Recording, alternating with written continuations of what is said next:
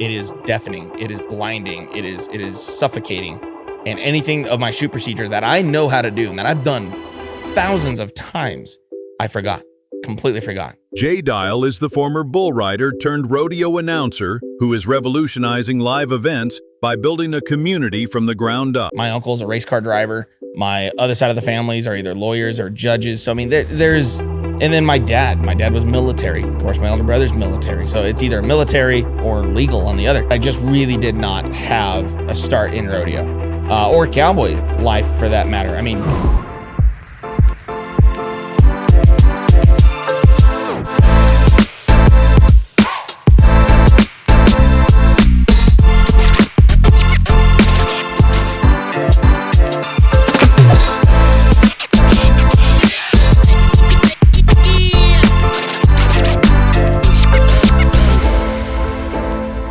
Welcome back to the COS Business Podcast, the #1 podcast in Colorado Springs. Today's sponsor is Pinnacle Advanced Primary Care. We love Travis, so pinnacleapc.com. Shout out to Travis. Yes, sir.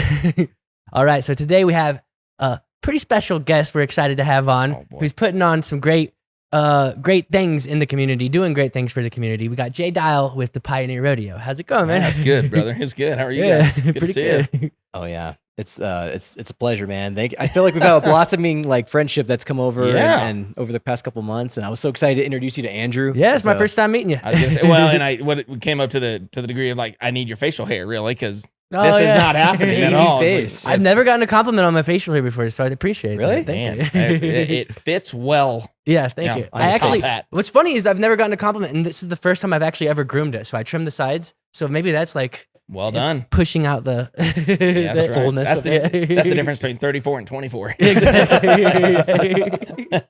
You're hitting around the nail, sir. You're hitting around the nail. Well, let's talk about your story, man, because I think it's super important. Let's start from the very beginning. Like, talk to us about where you grew up, because I don't think it was from necessarily Colorado, right? Yeah, I'm a native. All right, let's talk about it. One of the few, yeah. And you happen to be a twin as well. So let's talk about some fun things, because I've met your brother 10 years ago or so. Yeah, good old long time ago. Yeah, I'm a native of Colorado Springs, of course. You know, I remember when just down the road it was Kmart, right? I grew up here in Colorado Springs for 12 years. I was introduced to rodeo at 8 years old. Granted, we had a horse that we boarded out east, which now is just a bunch of, it's either an intersection over at Old Edder's Ranch that had the white barn out there, or Senator Powers Ranch that they're trying to fight over the annexation out there now. Yeah. So yeah, we grew up in 12 years in Colorado Springs, and then we moved out to Yoder in 2001. Oh, Yoder. So I remember 9/11 well, where it was on a Tuesday where I'm walking upstairs to my math class in a tiny little school, and of course everybody's kind of having a down day that day, as reasonably so, and my teacher was having a rough one, and of course told us what happened. So yeah, and since then, mom and dad still have the ranch out there, and that's kind of where it all started. And just for the sake of plugging Nick, I've got a twin. I've also got an older brother who's pretty cool. Yes. We keep him around really for entertainment, but that's awesome, man. Yeah, so talk to us a little bit more about like how you got into obviously the rodeo and that space. Yeah. Did you grow up around like that type of environment growing up? What struck your interest in this type of industry? Rodeo in itself, for me, is specifically talking about my family, is not a common situation for us. My uncle's a race car driver. My other side of the families are either lawyers or judges. So I mean, there's, and then my dad was military. Of course, my older brother's military. So it's either military, certain level of sporting on my uncle's side, or legal on the other. Considering that the point of it, that I just really did not have a start in rodeo or cowboy life for that matter. I mean, good Lord, our very first horse was a saddlebred. You don't get much more pretentious than that, right? And it was just our horse that we've had since I was in 3rd grade, and I was introduced for the very first time by the movie 8 Seconds. So anybody that sees the movie 8 Seconds is a story of Lane Frost. You know, he revolutionized bull riding as we know it. And I remember every summer, the course on, KRDO, or I think it was Channel 11 News, not even News Channel 11, but it was a different moniker then. They'd always do a big story on Little Britches finals. That was down in Pueblo at the time, or at North Penrose. So earlier on in the years, and I just fell in love with seeing these kids in their cowboy hats, their back numbers, and watching them ride their horses and, watching the bull riding and seeing kids my age and maybe a little older ride. And so I was fascinated with it. When we were out at Edder's Ranch, kind of how I mentioned a minute ago, we had where we boarded our horse. The guy that was the son of the owner, he kept coming up to my mom and saying, "You should get Jay into mutton busting." And mom was saying forever and ever, no, because that leads to bull riding. She didn't stand a chance, to say the least. I mean, to making an exceptionally long story short, started riding bulls when I was 16 years old. Wow. Fell in love, got hooked, literally and figuratively. It was the easiest drug to get addicted to. Actually, the very first bull I got on was down in Penrose, Colorado, at the Broken Spoke, and it was a bodacious grandson, which to anybody in the modern world means nothing. But bodacious was what they call the master of disaster. He's a Hall of Fame bull. He was, if you ever watched Tuff Hedeman's wreck on him at the finals, he broke every bone in his body or every bone in his face. And same thing happened to Scott Bredding, where he had his face mask and it drilled metal in his face. Yeah, so he was just this really, really, really, really tough bull to ride. He was only ridden 6 times out of all of his outs. I mean, you can imagine that big yellow whale this sucker was. I got on one of his grandsons, who ended up being just a dud. Man. He come out, he jumped 3 times and turned back to the left every single time. He was a perfect practice bull, but meaner than an ex-mother-in-law that is hungry. I mean, so it was a great experience to start, and that's really where I got my start. Yeah. Talk about the physics of this and like the adrenaline dump of like getting on a bull, man. and like going through it. Cause a lot of people are like, oh, that seems like doable. But like, I don't think they understand the sheer size of these things, the sheer danger of these things, and kind of like the whole premise of like bull riding. You mentioned 8 seconds. Obviously, that's a big part of the sport as well. Break that down for our audience as well. Yeah. Bull riding is the most unnatural thing you could do. If we really want to take stock into that, who in their right mind is going to be like, you know what? I've got a fun idea. You know that farm animal out there? Let's catch it. And then let's put it in a cage and let's jump on it and see how long we last. And that had turned into a sport, believe it or not. And so, bull riding was kind of brought in that way, but from that moment forward, people understood the mechanics and also understood the bull's bloodlines and how the bulls were bred to buck and that they also enjoy this. So the overall idea of bull riding itself it's definitely a dude sport. Women do it, of course, but this is only guys would have thought about this, if we're being honest, right? Like think of something really stupid to do and let's go do it. Yeah. And that really bred out the athletic ability of people. So when we've seen it all the time. Good Lord. I practiced riding bulls here and typically down at Dwayne Baker's in Fountain. And we get all the GIs to come down. And these are the guys that are like, I bet I could do this. And my cousin Lex, he still to this day wants to ride a bull. In which I'm so unbelievably reluctant because I know what goes into it. And then I know what tends to come out of it. Yeah. And not that I wouldn't want anybody to do it because it's certainly worth the watch and it's even better to do. You tend to get a little protective when something that's 2,000 pounds you're tying into and kind of waiting to see what happens. So it is an athletic sport. You absolutely can learn how to do it and be very successful at it. But this is not something I would caution anybody. If you just want to get it out of your system, fine. Just be very cautious and careful about doing it. If you want to pursue it as a hobby that you're very, very, very interested in, go put in the work. There's a lot more that happens outside of that arena than what happens inside. We'd like to take a quick break and thank our sponsors. Pioneer Rodeo. The Pioneer Rodeo is back August 15th through the 17th at Norris Penrose Event Center with 2 nights of rodeo and wild demolition derby finales. Tickets go on sale June 1st. Details at pioneerrodeo.com. Bolton Co. Executive Coaching. Up feels better than stuck. You know that. But in this market, how do you get unstuck and get ahead as an executive? Our guy JB is an executive coach at Bolton Co. Coaching, where he believes you don't have to change who you are. You just need an injection of effectiveness and a proven competitive edge roadmap for your way up. Head to boltonco.net. That's boltonco.net. ProLift Garage Doors. ProLift Garage Doors are your locally owned and operated residential and commercial garage door experts. From fast repairs and smooth replacements to routine tune-ups, they keep your doors running like new. Go with the pros at ProLift Garage Doors. Visit proliftdoors.com to learn more. Be Our Guest Getaways. Be Our Guest Getaways specializes in Disney cruise resort and theme park vacations. Planning a Disney vacation can be stressful Let Be Our Guest Getaways provide you with concierge-level service for free. Learn more at beourguestgetaways.com. That's beourguestgetaways.com. Planet Duct. Planet Duct is the #1 choice for professional air duct cleaning in Colorado Springs and Southern Colorado. With state-of-the-art equipment and top-tier service, they make sure the air in your home or business is clean and allergen-free. Breathe easier with Planet Duct. Learn more at planetduct.com. Awesome Home Services. Awesome Home Services delivers top-notch HVAC solutions for your home. Whether you need heating, cooling, or system maintenance, they ensure your comfort year-round. Visit awesomeservice.com for your HVAC needs. That's awesomeservice.com. Proud American Electrical and Solar. Give Proud American Electrical and Solar a call today for all your electrical and solar needs. They are locally owned and operated business right here in Colorado Springs. If you're looking for information on solar, this is the company you will want to call. Check out their website at proudamericansolar.com. Use promo code COSBusiness for a 5% discount today. Pinnacle Advanced Primary Care. Pinnacle Advanced Primary Care offers affordable, accessible healthcare with a focus on you. They provide exceptional primary care without the hassle of insurance barriers. Experience a patient-centered approach. Learn more at pinnacleapc.com. And now let's get back to the show.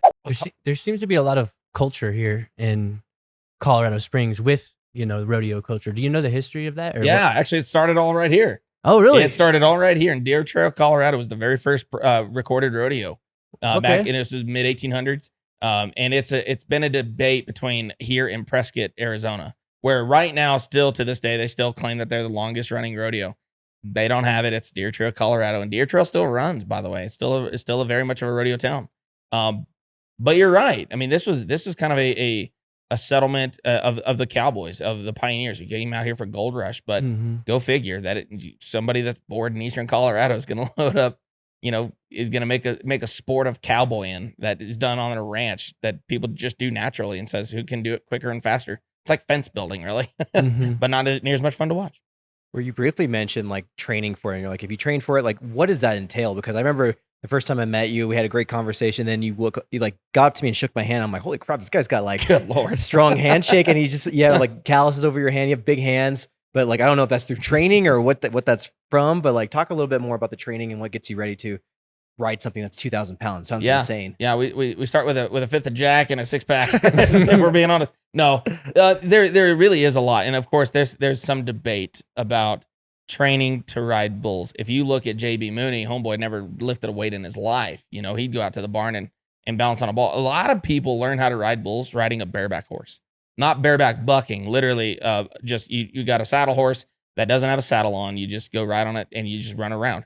You get your center of gravity. You get something. The biggest thing nobody considers is the movement away from you, because every time there's a movement away from you, there's also, gravity works, and there's a weight that comes into you, right? Mm-hmm. So when you ride a horse bareback, you learn how to put weight on your legs, squeeze with your legs, kind of to anchor into your horse while you're moving with them. So as that horse is lunging forward, like tucking kind of. Exactly.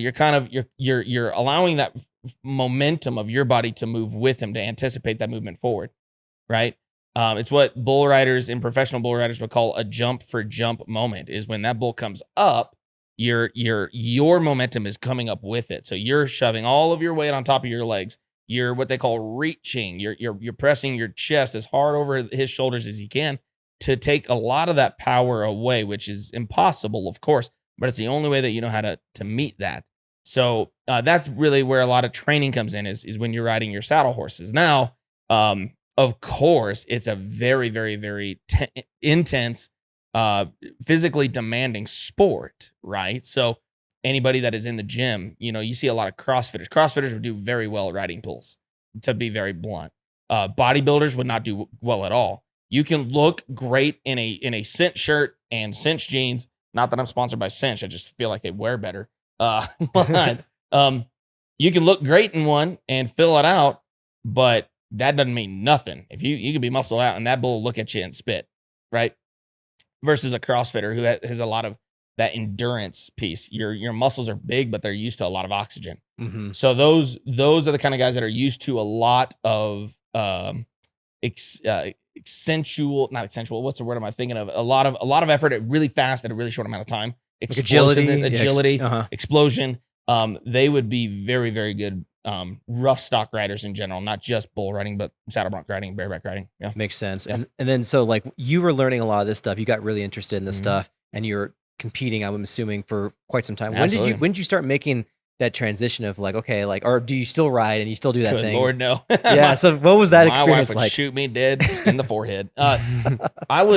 It's actually a weird story. I was telling this to my grandma today, actually. I was, and I'm a man of faith. So this is kind of where I'm going to, a little foreshadowing, this is kind of where this comes into, is I was at a rodeo Bible camp in Maxwell, New Mexico.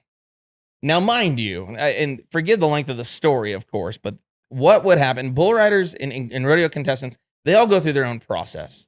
Some people, everybody says that if you're ever not scared riding a bull, you're lying. I think you could become accustomed to the emotion and you don't acknowledge it as much when you do it a lot, which is where a lot of confidence breeds out of. I just feel like that's important to make. So you may not necessarily be scared. You're just very heightened and aware. Okay. Mhm. So just to put that down. Now, for me, I was scared.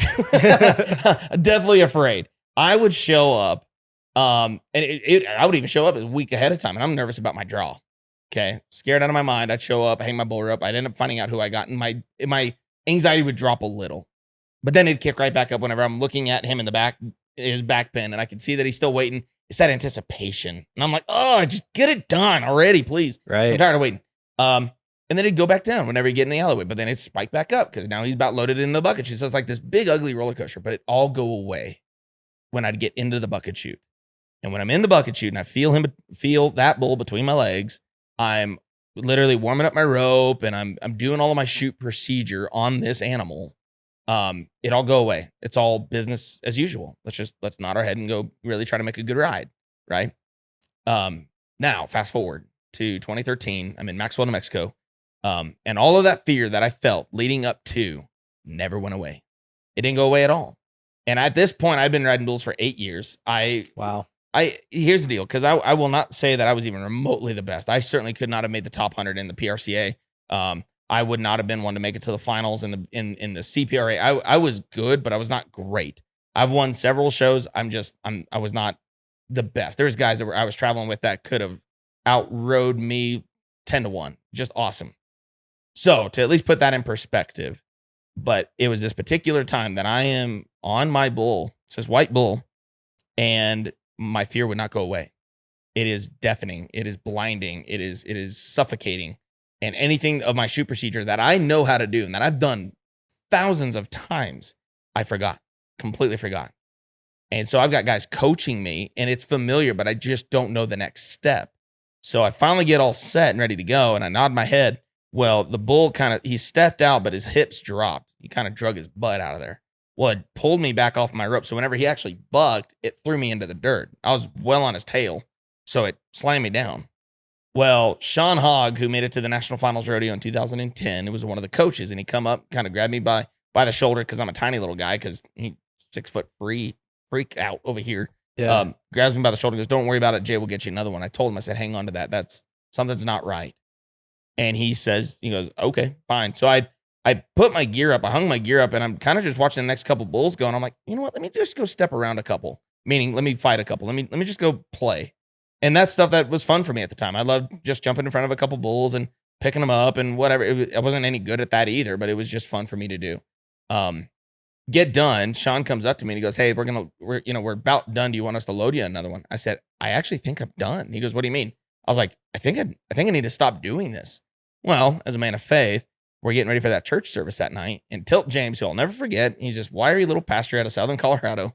He points me out, coming literally right down. He didn't, I think I shook his hand once at the show. So certainly he's not going to remember my name, but I'm literally in the back and in a packed full old hay barn full of 200 to 300 people. And he points me out and he goes, "You?" I said, "Yeah." And he goes, "What's your name?" I said, "Jay." And he goes, "Yeah, God needs you to know you made the right decision today." And of course, I'm bawling my face off because, I mean, like my entire career of wanting to ride bulls and wanting to be successful at this, and that's why I'm here, is gone. Because it was this confirmation thing. I didn't want to say yes to the fact that I should stop riding bulls. But now, because of my faith, and I certainly want to lead into the Lord's kind of yearnings on that one, Yeah. that he's got a little bit more for me. I didn't want to leave. It's kind of like a really ugly breakup, which that ended up happening to me not even a couple weeks later. So I lost riding bulls and I lost a girlfriend. So that's when I transitioned out of it. Yeah, that must have been super tough, man, to like, I mean, obviously lean on your faith, but also like your faith's telling you something that you kind of know inside, but it's also very hard for you to switch gears when you've dedicated your entire life to something like that. So talk about that phase, like when you're obviously leaning into your faith, into what's been told, and you're kind of in this phase of like, you don't know what's next. Yeah.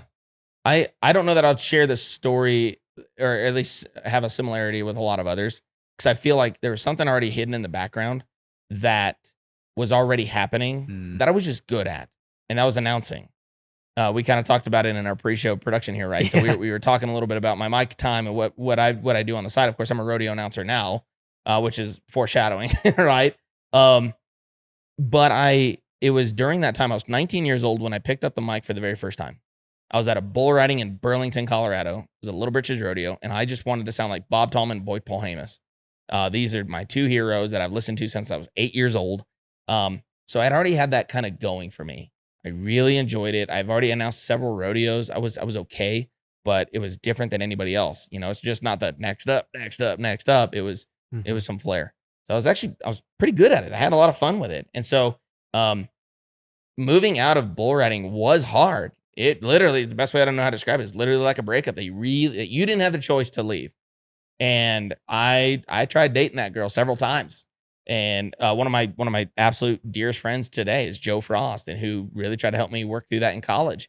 And still to this day, he was like, "Nope, you should have quit, and you're good that you did, because now I'd look like one of the bulls trying to ride a bull. I'd look like you pull something out of a pasture and you open up two doors to get them through." So the process out of that though is uncertainty, right? Now what? And so I actually took a hiatus from rodeo altogether. I mean, it was a good 4 or 5 years that I went to become a sheriff's deputy, and I got into insurance, and I was doing a lot of stuff. I was still going to rodeos, but I wasn't participating. I wasn't doing anything. And it was very familiar when 2017 showed up and I started announcing again. So, what's your 16, I guess. If you could indulge me, what is your like announcer voice? You're hearing it. Okay. Yeah. Like, is there any kind of performance you put on when like you started? Is there like here or any kind of that, or like kind of call sign things that you do? Not really. I don't know. I think I appreciate the question. I really do, because it's a lot of people would associate rodeo announcing to auctioneering, right? They're like, "Hey, can you talk really fast? Can you make it sound really cool? Can you?" You know, and I can. And not even just auctioneering. I mean, I was just thinking like an announcer, like a Bruce Buffer. They bring an energy with and it. new. There you go. Exactly. Yeah. I don't know. I guess. I mean, you're hearing what I talk like at the show. Okay. Granted, it's a little bit different of a setting when you've got 4,000 people screaming in your ear because they're excited about something that happened. You're going to talk a little different, right? The energy's got to affect you too. 100%, right? I mean, that's kind of a big thing that I'd say nobody really considers, but it's hard to consider when you're not even considering that position to be in, right? It's kind of like this, like, what's it like to be in front of lights and cameras and you guys? It's put yourself there for a second. But for the sake of announcing, one of my heroes, Boyd Paul Hamus, I'll actually give you a story. Actually, I'll give you a perfect story. So I was at the Pikes Peak Bus Rodeo. This would have been, call it 4 years ago, maybe. And I was announcing in the Rangerettes. And I came in and I was hungry. I was excited. I get to work with one of my heroes. Two of my heroes. Bob was there too. So I get to work with Bob Tallman and Boyd Paul Hamus. And I'm over there and I'm like, oh man, here we go. I'm going to just give it everything I've got. I'm going to make it sound like from the soles of my foot to the bottom end of my voice. We're going to get it, right? And so I'm announcing the Rangerettes, and I said, the Pikes Peak Rangerettes. Okay. Right? Yeah. Now, of course, I get a call there after. Well, Boyd, who, if you ever get around Boyd Paul Hamus, I love Boyd. Boyd is a very good friend of mine. And he told me at one of our production meetings, he's like, hey, get with me after the rodeo. I said, no, I won't. I'll call you after the rodeo because I know better. It's like, you leave Boyd to the production, you leave him, call him when he's on the road. So I did. So I was out in Calhoun before a rodeo that I was about to announce. And I said, hey, what do you think? And he's like, yeah, your announcer voice sucks. Okay. Well, then all of my dreams have just shot to hell. So I told him, I was like, well, what are you talking about? And he goes, Jay, when you sound like a monster truck announcer, he goes, it's not good. He goes, and you shouldn't sound like that anyway. you should sound like you're talking to somebody here. And you can be excited. Like I've gotten excited. I mean, even just now, get a little excited. That vocal range jumps up. But for me, the sound of my voice should just be enunciated, emphasized, just not changed. So whenever you're asking, like, what does my announcer voice sound like? This is exactly what it sounds like. Sweet. Yeah. Yeah. Yeah, that makes perfect sense. It feels like there's like a different vibe maybe than a monster truck rally. Like, oh, sure. I've never been to a rodeo, so I don't know. I mean, oh, yeah. Yeah, oh, yeah. Yeah, well, it's different. I mean, a monster truck rally, especially one that you're wanting to, when you're doing a commercial, a voiceover, something like that, and I've done voiceover work, and I love voiceover work. Good Lord. I mean, my indulgence of my arrogance with mountain country is always start up, hey, folks, it's Jay Dial. And if you ever hear that on the radio, that's exactly how it sounds. Hey, folks, it's Jay Dial, right? That paired, like in a voiceover, you want to create excitement, tension, energy. We talk about this all the time with your marketing. We do that with our sponsor reads. Actually, we have to put on. There's a certain cadence that makes it feel right. You know, right? Yeah. I mean, shoot, I'm like Cobb Auto Works. If you need something to fix today, get into Cobb Auto Works. Yeah, right, exactly. So, so there is that. So in a monster truck rally, it's gravelly, it's grovelly, it's almost like a crackling, but of excitement. Like you're ready to scream when you hear this guy talking, right? But then the monster trucks go, welcome to Gravedigger. And there's loud engines going. Yeah. When I'm announcing, be like, hey, it's Marcus Alvarado on Sweet Pea. Ride him hard, cowboy. Let's go. Let her fall Butterball. Let's have some fun. That has a measure of tonality. That's what I'm talking about. That's the energy, though. Yeah, sure. Yeah, it changes a little, but there's a level of entertainment that you want to provide, some ability to laugh, right? It's like little black and white bull look like a skunk on steroids, or stuff like that. It's a little bit of improvisation. Yeah, absolutely, absolutely. So but you don't want to change yourself. That's awesome because your personality has that like quip after things that you say, and it might be because you've been doing this for so long, but you do that all the time when you're talking to people. You've done it like 3 or 4 times. Yeah, doesn't stop either. Look at my wife; she drinks a lot. Yeah. Jay, I heard it. Thanks. Yeah, 14th time this week. Yeah. That's awesome, man. And then so you got into all this, you're announcing, and then correct me if I'm wrong, where does Triple J Rodeo come into the mix as you're kind of getting this all ready to rock and roll? I love this story. My father-in-law and I, so Jeremy Wells is his name. Now, mind you, I announced the Senior National Finals Rodeo. I've been doing it for the last 8 years. It's one of my most favorite rodeos I get to announce. It is the epitome of the statement that age is literally just a number. And Jeremy, and we can go into it later on if you guys like it, of some fun stories out of there. But for the sake of this particular story, Jeremy would come with me to the senior finals when we were in Duncan, Oklahoma. And one year, this was in COVID, of course, COVID sprung up some of the coolest freaking businesses, I swear. Everybody found out like I can work from home and I can work for myself. Screw you, boss, I'm out. So, that was such a great year for me because my father-in-law, Jeremy, and it was a Saturday. I think we were doing something with pine needles at his camper. He was helping out with the lady that he had his camper at or something of that measure. And it's very insignificant to the story. But when we were over lunch, I asked him, I just had this weird little, hey, Jerry, you want to do a bull riding event? And he slapped the table. He'd been waiting for me to ask. He goes, yeah, when? Let's do it. So we scheduled everything. Like I say, we scheduled everything. We went into like, what are we going to call the name of what are we going to call this?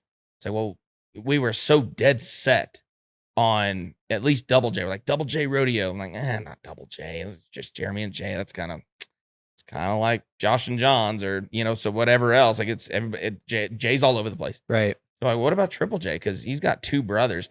That's Jeff, Jason, Jeremy, and then Josh. So my God in heaven. My grandma Bev is original. She may or may not watch this podcast. I love you. But so we thought that Jason was going to come on board. We're like, oh, Jason's going to totally eat this up. Let's do it. So it's Triple J Rodeo. Well, Jason comes up and we're like, hey, here's our whole idea. Veterans Day weekend. We're going to kick off the first. It was what do we call it? The first one. It was like the Iron Man or something like that. It was some bull riding term, whatever. And so we sat him down and we pitched the whole thing in front of him. And he goes, okay, yeah. Oh, that's great. You should do this. And that. And I keep hearing you. And I'm like, okay, but we want you to be a part of this. He goes, nope. well, hold on, you're blowing up our plan because it was Triple J. You're screwing this up, Jason. I was like, but we're Christians. Why not Jeremy J and Jesus? You know, little Father, Son, Holy Spirit situation is really kind of how it rolled. And that's where it came out of. So we went from a hobby of Triple J Rodeo. Our very first set of shows, we did not do it on Veterans Day weekend because we were smart, and you do not plan and produce a rodeo in 6 weeks. Not unless you want to drink a lot and you really, really, really love breakups. So we waited till the next year. May was our very first one of the Rocky Mountain Rumble, Bounty on the Bulls. And then we did another Rocky Mountain Rumble, I forget what we call them, Bulls Are Back, I think it was. And it was actually, we didn't mean for this to happen, but it was on the 20th anniversary of 9/11. So that was our first year of Triple J Rodeo. And so for the sake of Triple J and where and why you see the Pioneer versus Triple J now. So we had the first two at the Rocky Mountain Rumble. The next year was Rocky Mountain Rumble as well. Still at Norris Penrose. It was the third year that we wanted to do the Colorado Springs Stampede. There were so many monikers, so many names, people trying to tie in what is this, what are we doing, whatever. So we're like, well, why don't we do the Colorado Springs Stampede and start really kind of lining this out to be something specific. Well, we got done. It was one of our biggest show we've ever done. 2023, it's the biggest show. And once we got done, I was like, oh man, what if we were the Colorado Stampede? Because now I'm looking at the American that's in Fort Worth in March. I was like, the American is this really big whoop-de-doo. What if we had something on the western half of the U.S. that would really same thing, real whoop-de-doo, a lot of money to add, great competitors, crowd's gonna love it. Let's do it. So we get done with the Colorado Springs Stampede. We start calling it the Colorado Stampede, and I'm on the way to trademarking this thing when a friend of mine from Cinch messages me. He goes, "Hey, you might want to check this out." I was like, "Okay, what's going on?" And he says, the message shows Colorado Stampede coming to Grand Junction, Colorado, May 24th through the 26th. And I was like, oh, did somebody schedule something? Didn't tell me? Yeah. And it turned out a great friend of mine, Lauren Mendel, out there. She was resurrecting the Colorado Stampede in Grand Junction. She's a great friend of ours. She helped me put together my events in Loveland at the ranch. She was our coordinator. You actually met her before. Probably did. She's then, a yeah. darling. She was our point of contact at the ranch those first 2 years we did the festival. She left the ranch to go move out there, get married, and then she started that. And she's doing a phenomenal job with it. And the Colorado Stampede's alive again, which congratulations to Laura doing such a great job. Cool, yeah. But now we're kind of up a creek because I'm like, oh crap, now what are we gonna call it? So I called her and I said, listen, I'm not even about to push on this. We have sold sponsorships underneath this name, but I can walk this back, no problem. Go have a great show. Well, now we're between what are we gonna call it now? And because we're still Triple J Rodeo, like Triple J Rodeo is the business itself. Yeah. But we want the event to shine. We want the event for people to know what the event is. Triple J Rodeo is our business name. So when people think, what's up with Triple J Rodeo? It's like, oh, we're still here. We're just, the event is heightened, right? Yeah. So when the IRS calls, we're the Pioneer. But so we were between Western States Roundup and the Pioneer. And I was like, I love a name that starts with the. I don't know why, it's very original, whatever. But I was like, oh man, the Pioneer just makes sense here. It's Colorado. We get the Pioneer Museum. The Pioneer Museum. The what is it? What's DU's DU hockey team or the mascot up at DU? I'm not sure. I think it's Pioneer something. Anyway, yeah, I think it is something like that, right? So it wasn't a trivia question, Andrew. I promise. Yeah, but yeah, well, the Denver Nuggets, you know, they're minors, you know, it's everything Colorado, right? Yeah. So that's where we are now trademarked the Pioneer. That's our deal, and yeah, it's kind of the origin of the Triple J to the Pioneer. We're going to take a quick break to thank our sponsors. Envirolon is your go-to for transforming outdoor spaces with beautiful, water-efficient, artificial turf and landscapes. Whether you're upgrading your yard or a commercial space in Arizona or Colorado, check them out at envirolon.net. That's ENVIROLAWN.net. Reveal Med Spa. Look and feel your best at Reveal Med Spas. With personalized plans that deliver real results, radiant skin, restored confidence, and natural rejuvenation. At Reveal Med Spa, we see you. More than just aesthetic and wellness treatments, we provide a safe, judgment-free space where you feel valued, heard, and supported. Visit RevealMedSpas.com. I think it is literally just that too. We'll just double check. Book your next session at RevealMedSpas.com. That's RevealMedSpas.com. Home Day. Buying a home shouldn't be overwhelming. Home Day empowers you to save on your mortgage by putting you in control of the process. Lower your cost and take the next step towards home ownership with ease. Visit GetHomeday.com today. Fast Signs. From banners to vehicle wraps, Fast Signs delivers custom visual solutions to help your business stand out. Their team ensures your message is clear, bold, and effective. Get your signage needed handled at fastsigns.com. That's fastsigns.com. Epic Eyewear. Stylish, affordable, and designed for adventure, Epic Eyewear has the sunglass and eyewear you need to see life more clearly. From the mountains to the beach, protect your eyes with high-quality frames and lenses. Check out their collection at epiceyewear.com. And by the way, Andrew, we do have a special discount, COSBP15 for 15% off, I believe. Cars Helping Charities. Turn your unused cars into a meaningful contribution with Cars Helping Charities. They make it easy to donate your vehicle to support local causes. One of the local charities that we like to support on behalf of Cars Helping Charities, actually, and part of their sponsorship is Mattersville. And check them out too. They're awesome. They are a tiny house community for veterans suffering with PTSD. They have a property out in Yoder, Colorado, and then they also have one in Sedalia, Colorado as well. Donate today and make a difference. Visit carshelpingcharities.org.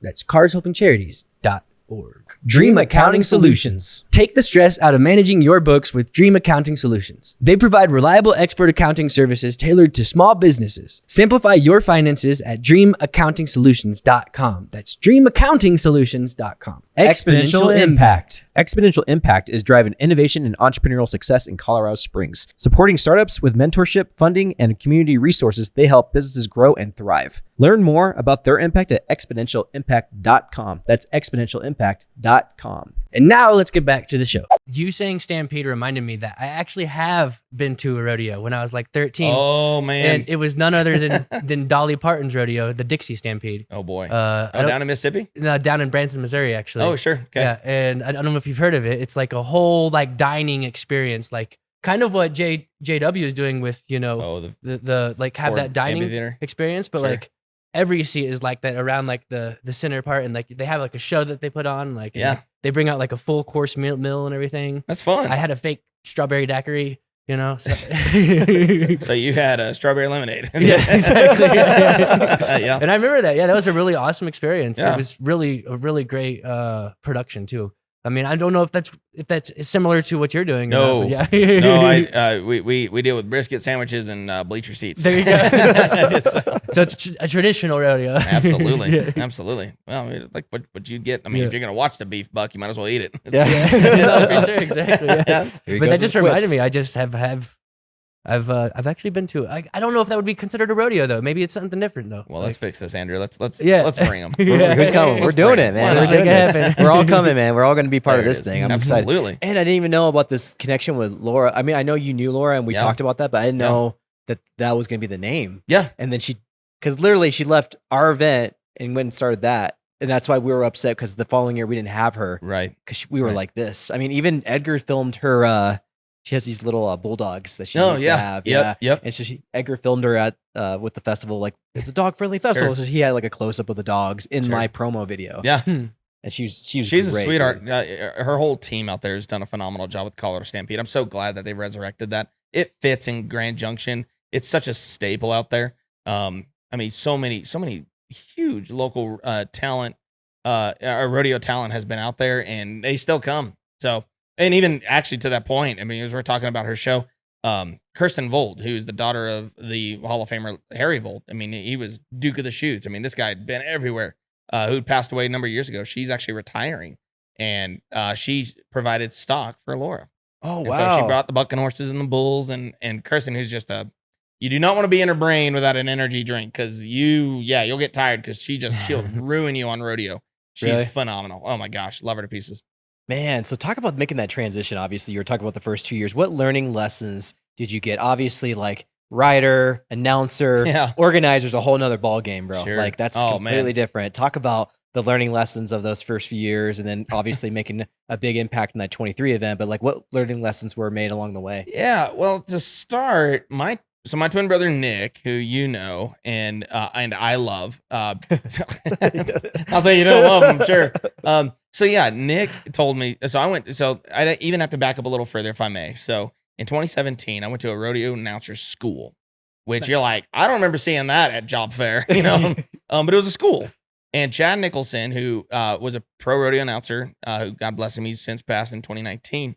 He was putting on the school, and I was floored. Just bought, sold. You could have sent me anywhere in the world to announce, and I would have. Oh, I could have announced off a stick, and I would have been happy. Yeah. Right.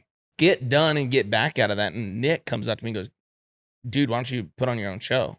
And I was like, because nobody asks to get beat up, and then or no one gets beat up and asks to keep the stick. It's you go and you do it, and then you leave as an announcer. I mean, there's a lot of prep. There's a lot of things that go in it, but you don't show up early, and my God, dear God, don't stay late, because it is so much. Mm-hmm. So for the sake of that, that's ultimately one of the reasons why we ultimately started putting this on, is I found a way in which something that really fuels the tank, that'll put the petrol in it. Right. But the things that we learned out the most about the whole thing was you're typically, unless you've got a whole lot of money behind you, you won't be an overnight success. Not under a small business. But better yet, as we tie into the small businesses, I learned something fairly significant about sponsorships. And I'm sure that's probably where you were alluding to. Sponsorships in general, nothing bad to say about them. Of course, we live and breathe on sponsorships here in Colorado Springs. We are the biggest small town in the world, right? It's not what you know, but who. And what's better about that is there's so many things. This building is a perfect example of it, right? Nonprofit-based, business-supported companies and things like that allow for businesses to receive additional level of exposure, right?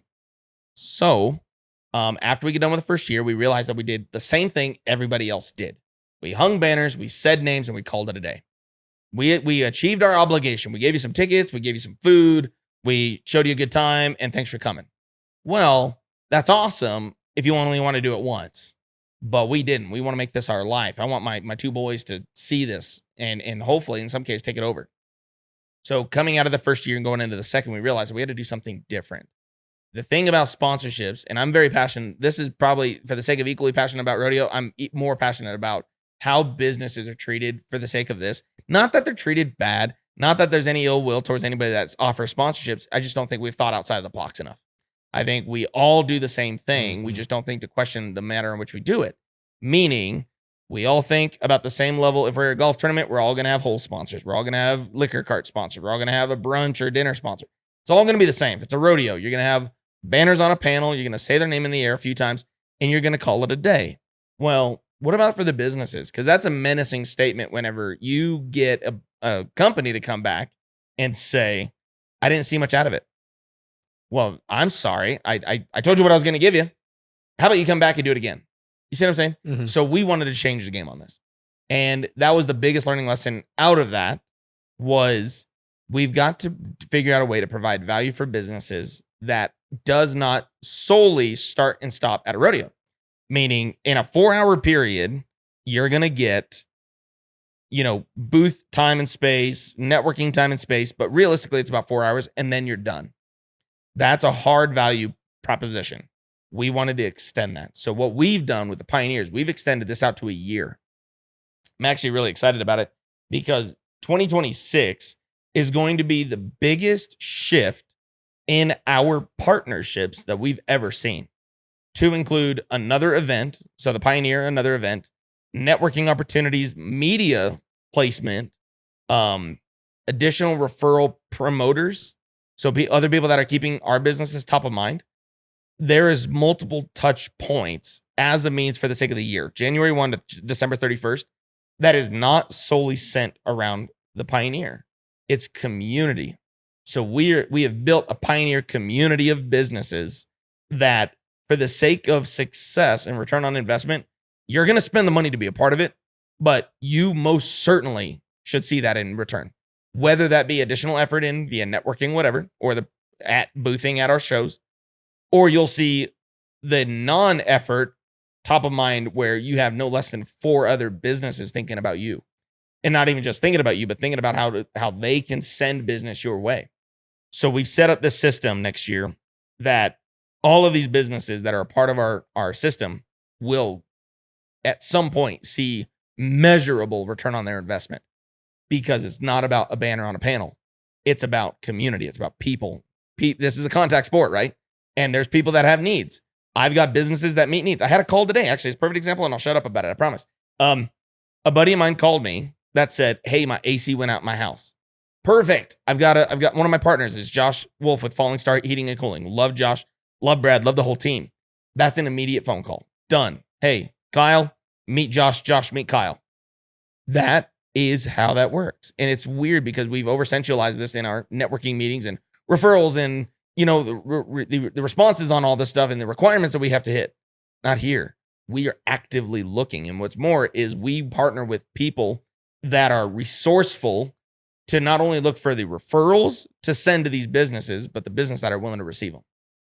Brilliant. What is the inclination to make something like this that's never been done for on a sponsorship level, especially in Colorado Springs? Yeah. But definitely Colorado Springs, but like for sure, something that I've never seen before. I mean, I've been around events for a long time too. Never heard of something that reaches outside of this scope. And for us, it's very similar too. I mean, we have so many amazing guests, so many amazing sponsors. Yeah, we have looked and we've been aligned with this too. We've talked about this before as far as like giving them more value, because it's like, man, like if you only knew so-and-so who was on the show last week, if we connected Jay Dial with Chris Seegers or whatever it might be, right? Good old and Chris. I know you know him already, but like it's interesting how all of these things kind of synergistically go together. What is that inclination? Like, why do you want to do this? Why do you want to web these folks together and like build these relationships with one another? Well, it goes back to what I was talking about, where businesses in general, and this isn't in general, so generalized statement, it's not tailored specifically to fit all.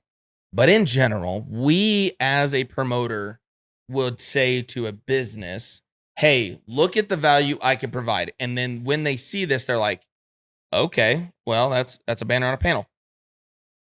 The thing about it is that in a lot of ways, businesses that we've had up till that point just wanted to be a part of, or they just like you. And in liking you, they look at the cost amount and they're like, all right, I could throw $1,000 at it. Cool. Right.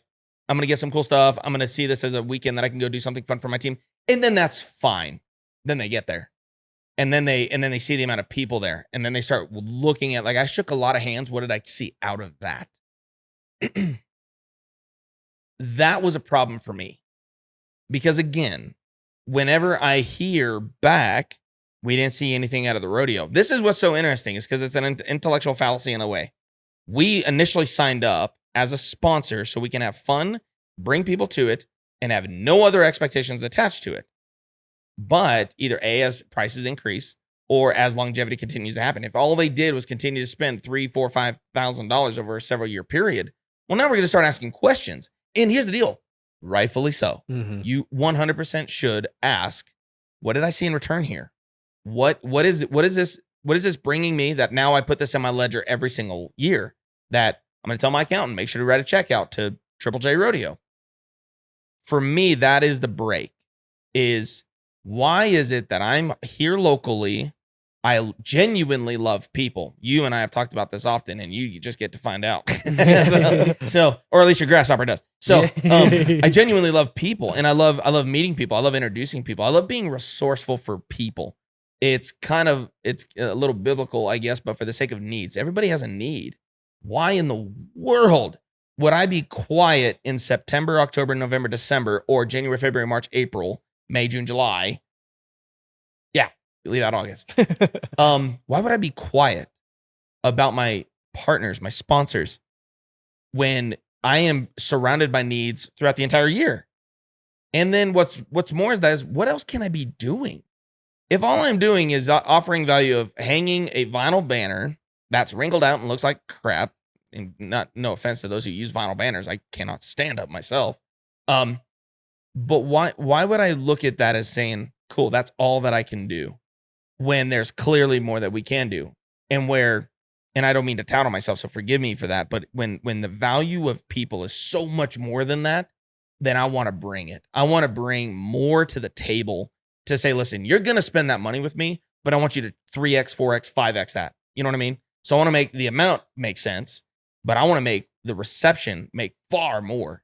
So out of a perfect example, 2024, we gave out over 600 referrals to our businesses last year. It equated to roughly about $50,000 in new business. Wow. It was awesome, right? So there's a measurable return to our businesses for that amount.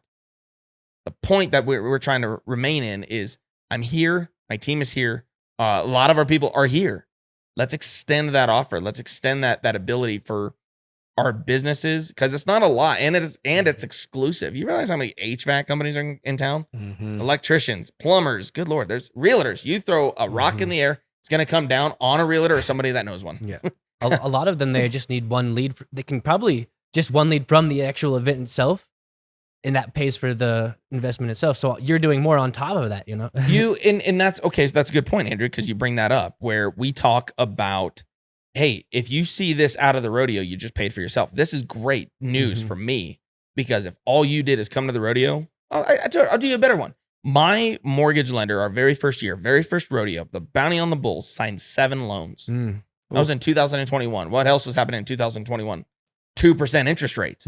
So my God in heaven, of course she's going to sign that. What happened the next year? She signed 3. What happened the year after that? She signed nothing. The market did what it did, and people didn't respond like we thought that they would, right? So it's something like that where you're like, hey, if you only saw this out of the rodeo, well, that's great, but you're asking to hit a bullseye with a toothpick, right? It's very surgical. What if I gave you a bat to say just hit the the target?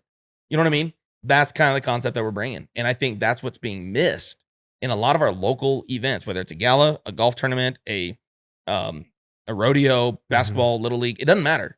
I think this is one area that whenever you forget that there's people out there that have needs and you have people that can meet them, you're automatically discounting your ability to sign sponsorships and keep them. Sorry, I'm a little passionate about it. I love it. I love it. I mean, we've talked about this extensively, like what your game plan is for next year. So that's why this year is such a big deal for so many reasons, right? Absolutely. And I mean, again, just so folks know at home, of course, it's August 15th through the 17th. Yeah. It's going to be awesome. And one thing to note for this year is you're going to do a demolition derby on Sunday. Derby. So talk about that, because obviously it's just Sunday that you're doing the demolition derby. That's right. With some big question. Talk about the festivities and like type of people who would go to this type of event as well. Yeah. Well, I mean, do you have a pulse? He'll probably come, you know? So yeah, this is our first year that we're sanctioned with the Colorado Pro Rodeo Association, which is really exciting. Cool. So we got a lot of people that are the top in the state that are going to be coming to the rodeo, that are all fighting for the beautiful buckles that are given out in Montrose at the finals. Which definitely, if you get time in October, get out to Montrose, go see the CPRA finals. It's phenomenal. But typically one of my friends, either Brandon Edwards or Clayton Everhart, are going to go announce it. Just great guys. So that is Friday night. That's Saturday night, of course. And then the Demolition Derby. This has not been done in, I think it's 7 years was the last one that's here. And then that was a little longer than that last time. Good old Mike Tapia, Christmas Unlimited. Great guy. I love Mike. He put on the last one. So yeah, we were like, well, let's bring it back. I announced several Demolition Derbies a year, which is entirely way too much fun. We just got done with Calhan, which, that was, oh man, just crunch metal. They show up with crunch metal. They leave with more. It's phenomenal. It's like the intersection of Powers and Fountain, except people sign up for it, you know? So yeah, Sunday is the Demolition Derby. Not to confuse it that we're going to have rodeos all day or all weekend and Demolition Derbies to follow. Just rodeo Friday, Saturday, Demolition Derby on Sunday. And yeah, I mean, it's built on the family, right? So it's a family event. We meant for this to bring your family, your friends, your in-laws, your coworkers, your clients, any and all, because it's bent around local. It's bent around community. So we have local businesses to support. You get to meet all of our partners that are there. And then at the same time, you get some real quality entertainment. What's the typical programming around a rodeo? Because again, this will be my first rodeo, no pun intended, but like for real, it will be. Sure. And like, so what's the programming around it? Obviously, I know like bucking bulls. I know all that, but like, I don't know a typical programming around a rodeo. What would one expect first time coming into Pioneer Rodeo? I want you to think about rodeo as a roller coaster. Okay. Roller coasters go up and down, flips and tricks. They give you a little time to recover, and then you're going to do it again. Very similarly, I'm going to give you what you can expect, and I'm going to give you a little nugget for stuff that's really exciting to see, which all of it's exciting to see, but there's a couple things that you guys are really going to love. So number one, we start out in the bareback riding. So in the bareback riding, this is literally put your hand in a suitcase handle on a bucking horse and pray it doesn't buck you off till you're 8 seconds, and you're going to feel it from your earlobe to your heel. Okay. So, and then we go to the timed event side. So we're going to go to the timed event side, and I'm trying to remember, we're going to do the bulldogging and the team roping. Okay. Cool. Come back. We're going to do the saddle bronc riding. Got some mutton busting. Some people's favorites is the mutton busting when you get to ride the sheep, right? Yay. Go mutton busters. Stories for another day. Then we go back to the timed event side where we're going to see the tie down roping, we're going to see the breakaway roping, we're going to see the barrel racing, and then we come back for the bull riding. Now, what are you going to see in conjunction with it? You're going to see mini broncs. So little bareback handles, and these kids that are riding these little Shetland ponies. Every single daughter that shows up that says, I want a pony, just show them that. Show them the mini broncs and just enjoy yourself. Then we're also going to be bringing in mini bulls. So, believe it or not, these big bulls, Honey, I Shrunk them. so they're tiny little things. They're beautiful little animals, and they're full grown. Some of them have these unbelievably big old Louisville Slugger bat horns on them, and it looks like those things could outweigh them by 20 pounds. Really? But these kids will ride them, and it is some of the funnest rodeo you will ever see. How much do they weigh, the mini bulls? Oh, you would ask questions that I don't know a lot about. I think they honestly, in the ballpark, I think they can get as high as like 12 to 1,300 pounds, but on average, it's about 800 to 1,200 pounds, my guess. What about an actual bull? Actual bulls, you probably hover in that 15, 16, 1,700. We see bulls that are well over 2,000 pounds, and you get your legs wrapped around either side of those. You will feel it for the 2 days after. Yep. Yeah, I mean, talk about that experience. I know it's kind of kicking back to like some of your original experience Sure. riding, but like riding something that large. I mean, Yeah. you're say you're a 160-pound man. Yeah. Riding something like that is just like insane difference in ratio. That's like a fly on you. It's insane, Exactly. right? Well, you bring up a point where we get this question a lot as far as the animal welfare and things like that. You're hurting him and it's causing him to buck. Nothing is further from the truth. You figure that a bull that is 2,000 pounds that'll rub its face against a pole. It'll run up to a barbed wire or whatever and rub against it and not even flinch. Like these are unbelievably tough animals. They're really, really, really strong, really athletic, really great. A 160-pound man that matches up with something like this, you gotta, oh man, yeah, it's only something that a dude would think of. That it's that carnal, let me kill it, bring it back to the cave so the family could eat kind of stuff. You know what I mean? This is how do you describe it? It's not like going to Cowboys and getting on a mechanical bull, even though a friend of mine this morning was like, you know what you should do? You should send everybody to there as a qualifier. Be like, I got a bunch of guys that laugh at me if I open it up, right? Bulls themselves, if you think about riding like a really big, thick, fat horse, that's like riding a muscular bull. It just fills out your entire legs. There's a thing, what we call flat back. If you look at a bull that's been fed well, it's really, really athletic, you will see that bull's back. It'll either go straight across and you can run your hand down it, you throw a level on it, right? And it is a flat back. If you see that, you've got a certain mattress you're going to be riding on because the muscles just take it all. It's just like this. It's a huge shock absorber. It's one of the funnest feelings in the world. If I can use funnest, I'm sure that's a good word. Funnest. It's more fun. It's funner. There you go. My ex-wife, or my ex, not my ex-wife, my ex-brothers, my ex-sister-in-law. There you go. Sorry. Connecting dots. She would start drinking if she heard me talk like that. The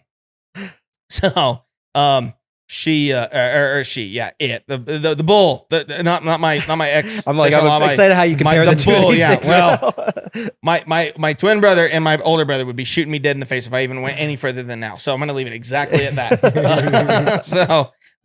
But yeah, the bulls, it's this unbelievable feeling to see something like that powerful. But then you're in the bucking chute. You got steel bars on either side of you. And if they lean on you, my God in heaven, you can't get your foot out. I'm not even kind of kidding. It just pinches your leg. And it's okay. You could either be in a telephone booth, angry alligator with sandpaper itching its tail. You could be at the DMV with your mother-in-law, or you could be riding a bull. Pick at the bull every time. All right. But that's effectively the comparison is it's not comfortable if they lean against your leg, but it's real. Sorry, I gave you like a really weird insight to bull riding. Let's all sign up. I love it. Makes me want to. That's crazy, man. Yeah, and like you're kind of brushing on it too as well, like because that's like the negative connotation to this whole thing. It's like, oh wow, they're like treating these animals in such a way. Sure. Talk about like also like how these animals are even brought to this thing because these are like super athletes and they have to be nurtured, they have to be fed like the best food. They also have to be probably babied in a way of which like they don't want them injured, right? So talk about that experience too. Well, how much you pay for your car? 40 grand. Cool. Andrew? Couple thousand. Couple grand. So cool. That's that actually helps me out a lot in a big way, actually. So the variety of that. But let me ask you this: how mad would you be if you took your own key and keyed your own car? I don't know. I wouldn't be that mad You wouldn't be that mad. because it's mine. It's yours. Yeah. All right. What if somebody else did it? That'd probably be a little mad. Probably Yeah. pretty angry, right? Same. I mean, I'd be mad either so way. this I'm gonna debunk the biggest misconception of the day. Okay. So everybody says they torture these animals. All right. Well, if they do, would you not think the first people in line to start screaming, hooting, and hollering and throwing things would be the people that own the bulls? Okay. So number one, there is no mishandling of these animals. These animals are bred to buck, much like a horse is. Racehorses are bred to race. Secretariat and all the ones that I'm totally forgetting. American Pharoah. All these, Pharaoh. yeah, all of these ones that are bred to race, Barbaro. right? And down to even our genetics. My God in heaven, like I mean, you could be a really good boxer, right? I mean, you could be an amazing painter. It's I actually am an amazing Well, painter. see, there you go. Yeah, see, I'm swinging a hit, right? Solid singles, dude. That's all I'm saying. Solid singles. The point of it is like these animals, specifically on the rough stock side of things, they're bred to do this. Granted, rodeo animals are bred to do this. Coriani cattle are amazing rodeo animals. Why? They're limber. They're flexible. They just do this. So that's why you see a lot of like the team roping cattle, the calves and all that. They come out of Coriani cattle. They're just amazing. The biggest misconception though is that any of the animals, any of the tools that we use on these animals as a means to stay on board, whether it be spurs, whether it be flank straps, whatever, and which I'll get to both of them. Spurs, they're dull. You can't even cut yourself with them, let alone the bull. Okay, so that's number one. Number two, the flank strap. Biggest misconception. I don't know of an idiot that's dumb enough to do it, to even try it, is that they wrap this. It's a cotton braided rope, literally. I mean, you pull it out of your pillow, take a few strands of that, wrap it up. You got the same thing as a flank strap. But they say that it's wrapped around the genitals for the sake of our audience. All right.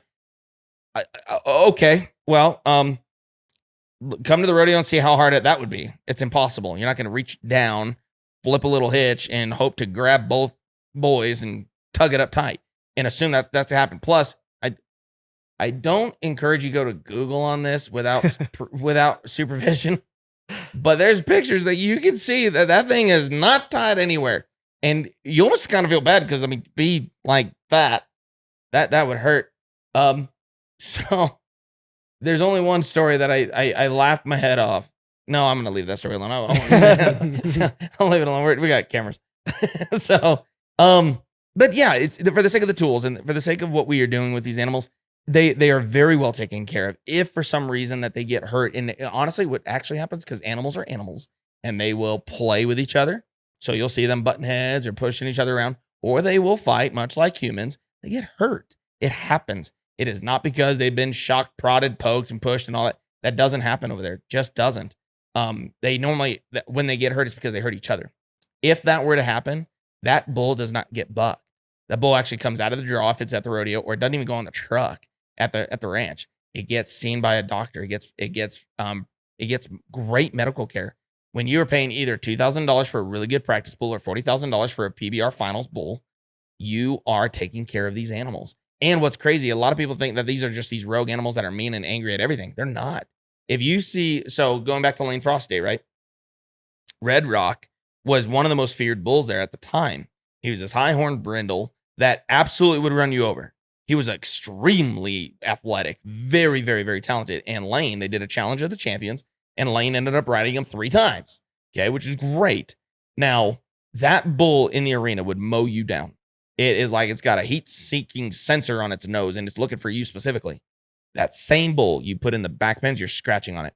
In the pen, you're rubbing on him. He's just chilling with you. He's not hunting you down. You're in the same pen. You're right here. And it just goes to show bulls know when they're in the arena. They know when they're performing. They also know when they're relaxing. And some of them will let you just go pet on them. So they just do it on their own. They buck on their own, and like that's like a complete falsity, like the tying of the genitals. And Correct. stuff. Yeah, that doesn't happen. I literally had someone at dinner tell me that the other night. Yeah. So that does not happen. What does happen? We use a flank strap to help them.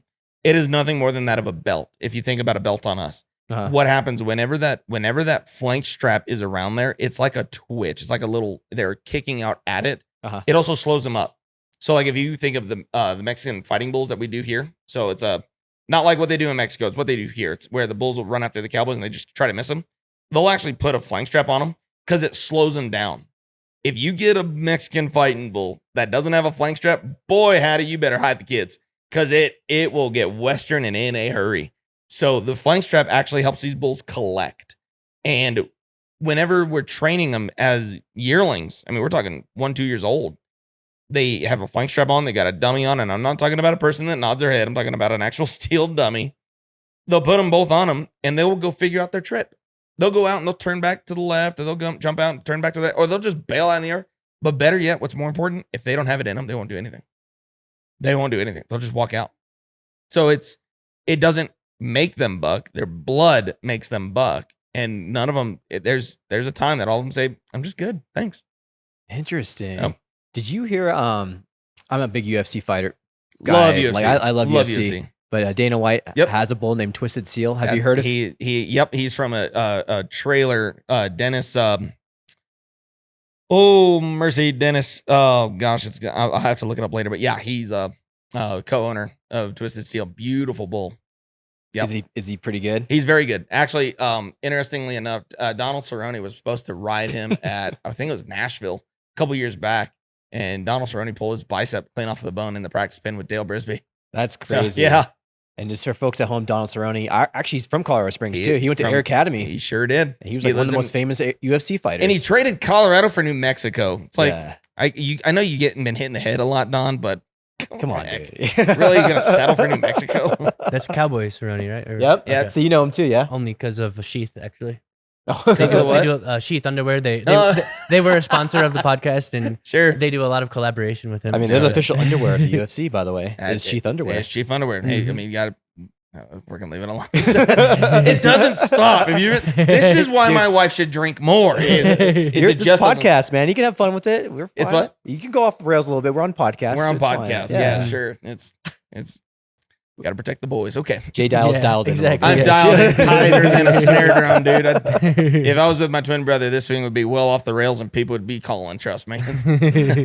Yeah, man. Well, I mean, it's so cool to hear like this whole story and how it kind of came to be, and like how faith was a big piece of that. Very much so. Talk a little bit more about that because I know it's a big part of everything that you do with even Pioneer. I mean, obviously, this all transformed from Triple J, but like, what does all this mean to you in regards to your faith? It's instilled in your business, of course, but like, what else? Man, I appreciate that so much because I mean, being a cowboy, being a Christian, a lot of that.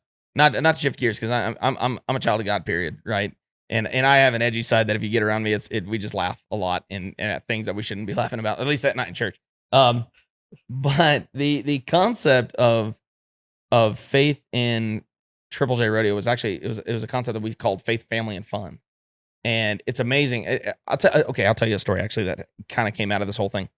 My job resume reads like the Book of Psalms. Okay, I've done so much in my life. Some of which probably are watching this very podcast that I've worked with them, if we're being honest. Mm-hmm. I was a sheriff's deputy for a while. I've done one of my favorite, and to this day, one of my favorite jobs is my insurance work. I did independent adjusting. I love it. You get me around a roofer, and it is total nerd work for real because we'll go off on the rails. But I mean, I've bartended. I mean, I've worked at sale barns. I've done sales, like actual door-to-door sales. I've literally done everything. And one of which, at the time, I was working as an estimator at one of our collision centers here in town. And I was unbelievably unhappy, exceptionally unhappy. And in making a really long story short, I came home middle of the day and I looked at my wife with our baby boy and I'm like, this is not what I should be doing. Now, mind you, we had already started Triple J Rodeo. This is the first year. We just got done with our first year. We're kicking up to the next year. And I remember asking myself, actually, I'm like, how am I going to sell sponsorships and work full time? It's going to be really hard. And so when we're sitting there and I'm telling my wife, I'm like, this is not what I should be doing. She's looking at me like, how are you? We got to pay the bills. So you got to figure this out.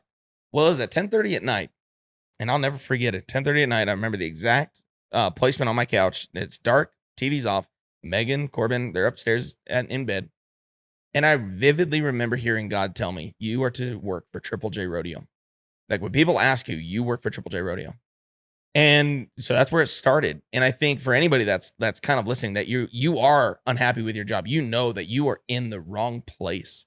And Dana White said it perfectly in a recent motivational video on Pep Talk. It was, and I won't say what he said because I'm a Christian, But he literally said, if you're in the wrong place, freaking leave. Just leave. Why spend any more time to stay at a job you hate when you have entirely way too much inside of you that needs to get out and get introduced to people? And Les Brown, who's an amazing motivational speaker, used to say one of the most richest places in the world is a graveyard. That's where all of the ideas went to die with the people that had them. And for me, that was kind of the motivational wake-up call for me.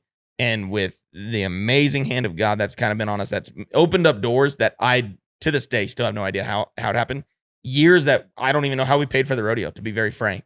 When you're in the place you're supposed to be in and you're pursuing the thing you should be, God blesses that. It's a real thing. And when you do it in a means in which to serve others, there's a deeper affection that happens there. And so, yeah, faith is a big one for us. And before we ever start a rodeo, and anybody's welcome to come join us, by the way, is Thursday before the show. So on the 14th, roughly about 5:00, we're going to do a prayer walk. We just pray over the building because you don't need to be a Christian to come to the show. You just don't. We have all walks of life, all different religions, all of that. Just know that our thoughts are for you. We want great things to happen for you, to you there. And so we'll go to our God and we're going to pray to him and we're going to ask him to bless the facility. We're going to ask that the Holy Spirit do the work of illumination, that they touch and love of peace and joy would just illuminate that whole place, so that whatever belief you stand on, we don't ask you to believe in ours. Just know that we're thinking of you already. And we're praying for you. I love that. I love how you said that our thoughts are for you. That's a great way to explain to folks who are maybe not religious, just to, because like everybody's been there where like they know they got to send positive thoughts to somebody, whatever it might be. No. If you're religious or not, obviously through like I'm a Christian too, so through prayer and stuff. But it's like obviously like even if you're not, like you want those positive thoughts to go towards those people in the family and everything too. There's like another sense out there, right? Like a sixth sense out there that like is so powerful for something like that. We better be careful because I know we only got an hour on this one, and I could go on script about, we were made in the God, the image of God himself, right? I mean, and in that space, there's so much that we're made in the image of God, and to know that continues to compound, that's meant to multiply through us in general. And I've heard many good and bad things about what people think of Christians, but truth be told, good, solid Christian people, they love people. They genuinely love people. They don't.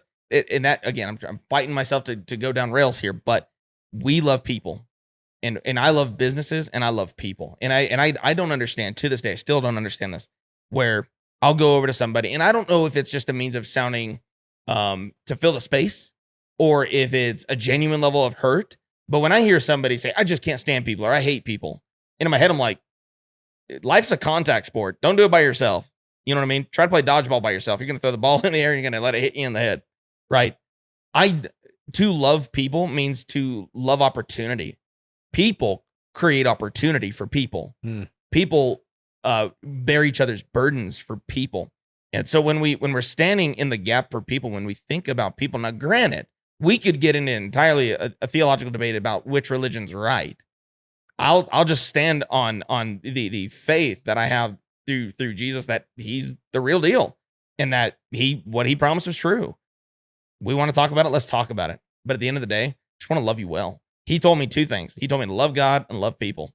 And so in that same space, I'm going to do that. And we're going to pray. We're going to ask him to step into that facility. We're not going to beat you over the head with a Bible. That's not happening. We're going to show you a great time. It's going to be a rodeo event. It's going to be a demolition derby. You're going to hear some crazy music. You're going to hear some crazy jokes. You're going to have a whole lot of variety. But at the end of the day, our hope is that you had a great time, and that anybody that you experienced on our staff just showed you love. We're not knocking doors and saying, "Hey, let me tell you about something." It's cool. Just enjoy yourself. Let's have a good time. Amen to that, man. That's awesome. There's nothing better than an event that brings positivity. Like there's nothing like it could be through concerts, through a festival, through a rodeo, but like it brings people together. Like nothing brings people together better than like an event. That's right. It's just so interesting to me. I always thought about it. I'm like, maybe World Peace is through some kind of event what brings people together, because everybody comes together.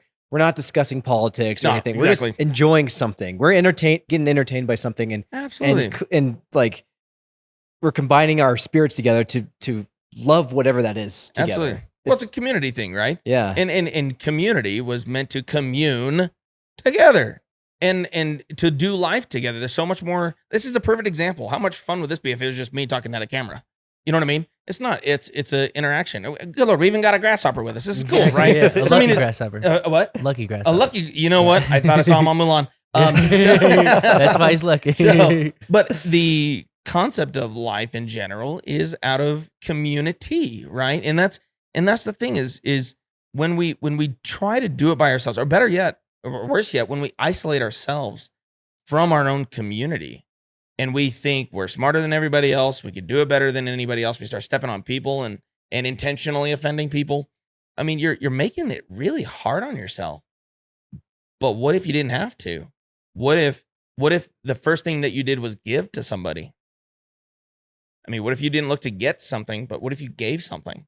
I mean, there's a law of attraction there. Through serving, through giving. And that's, truth be told, that's why we believe in what we believe. Mhm. is that God so loved the world that he gave, not that he demanded, but that he gave him his son. So like that's for me, it's just it's a great example of what I need to do on a very smaller level, because I couldn't do that. Corbin, I love him way too much as he is 4 going on 14, but I just couldn't do it. But what I can do on a very smaller scale is I can just try to give the space, give an opportunity. And I just want to love people well. I don't care what you believe. You're going to believe what you believe, and I'm not here to change your mind. But if we can have dynamic conversation, let's do it. And let's be peaceful about it. It's not like the stuff, stupid crap that you see on TV and, bombastic and slamming the table and that's BS. We don't do that. If you want to have a great, thoughtful discussion, I love those things. And I'm sure we can do that another time for sure. But at the end of the day, when we're talking about putting on a rodeo, let's leave the politics at home. Let's leave all the troubles at home. Let's entertain you for 2 hours so you don't have to think about anything at the house. Just come, enjoy. Let's have a great time. I love it, man. That's a great way to end this. I'll add one other observation of like helping you market this thing. Yeah.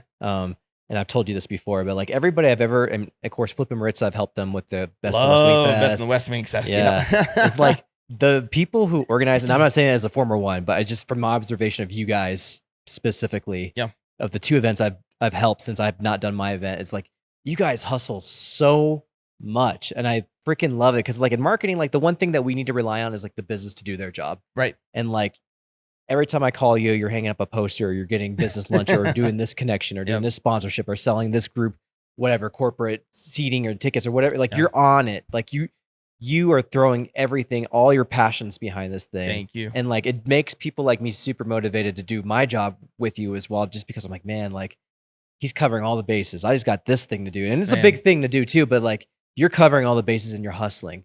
And I mean, honestly, man, like I'm so excited for the next few weeks and see what happens. And well, and if can I turn that back? And I thank you for the compliment. I really do, because you're right. To put on a show is a lot of work. It is a grind. It's sometimes the grind is 80 grit sandpaper. Other times it's 220. Good Lord, it might be a cactus. Mm-hmm.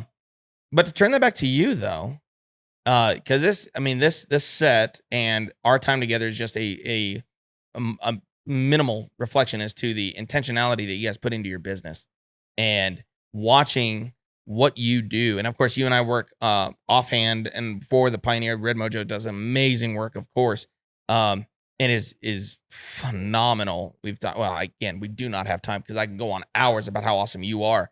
Thank you. But it just goes to show you guys share that same level. And I love being associated with people that are passionate, are eager to want to extend opportunities for people. So it's the appreciation is certainly felt, and I want to give it too, because you guys are amazing, without a doubt. Yeah. And the facial hair, dude, it's on point, brother. It's on point. That's great. Yeah. Oh yeah. Well, I mean, Andrew, he founded this thing, and I mean, as a means to like to get to know folks, moved here fresh and started this thing pretty quickly, and just like it's grown to such a beautiful thing. So like, as always, like it's cool because I feel like this year specifically for us is like we've gotten a lot more flowers, which is awesome. Yeah. But we just kind of been like nose down grinding for years. Yeah. And like, I think you're the second or third guest in a row to like thank us, and we appreciate that because like we love our community and we do it for the community, just like we serve. Absolutely. I mean, you don't do this thing with like you're serving. That's what you're doing. It's hard to do this selfishly. Yeah, it's really hard to do it selfishly. Exactly. Yeah. Well, brother, you guys do an amazing job, and of course, at the same time, if I may plug, if you have not gone to the Pioneers event page, I know you throw me a little kick under the table if I didn't say it. Make sure to go in there and like it. Tell us that you're coming. We want to know that you're coming. If you haven't bought tickets yet, Pioneer Rodeo. Here we. There's Were you your about to camera? set me up? Yeah. We're gonna, That's exactly what he was about to do. well, I tell you, You set know me what up. Go ahead. timing, man. Set me up. Go All right, ahead. brother. timing, There's great your camera. timing. Where can we find Yeah, it? go to pioneerrodeo.com. Go to our Facebook page at Pioneer Rodeo and Demolition Derby, or better yet, go to the event page, as this young man would tell you, to the 2025 Pioneer Rodeo and Demolition Derby.